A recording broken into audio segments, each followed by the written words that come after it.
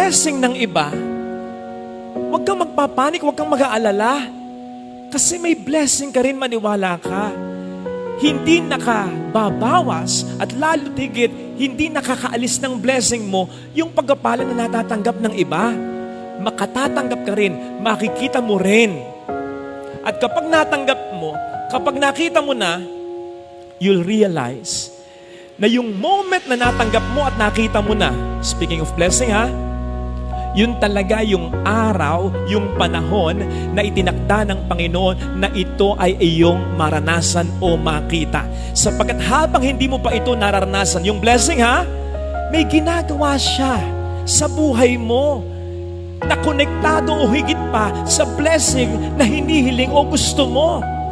Kaya nga sabi natin, pagtiwalaan mo yung proseso, hindi yung biyaya lang na iyong ginugusto. Sapagkat bago dumating sa biyaya na iyong ginugusto, may proseso. Bago bumuhos yung ulan, may namumuo munang ulan.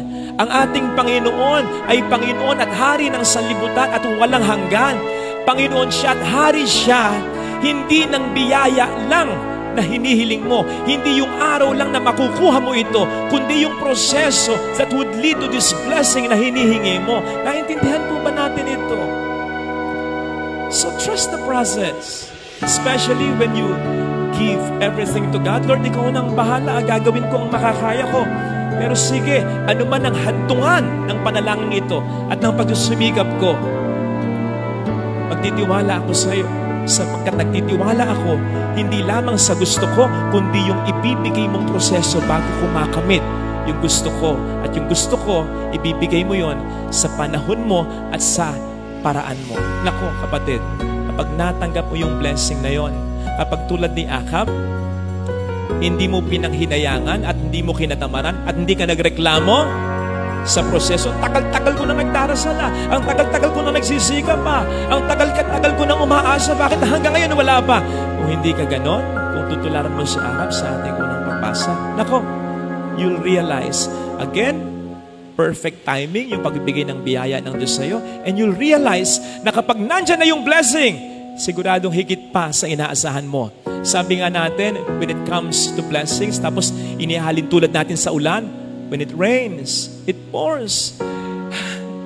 Nandyan, dagsa, nandyan, bugso, nandyan, siksik, liglig, at umaapo pa. So, don't give up. Kasi for all you know, baka nandun ka na sa end ng proseso. For all you know, namuuna yung ulan. Nandyan at uulan na.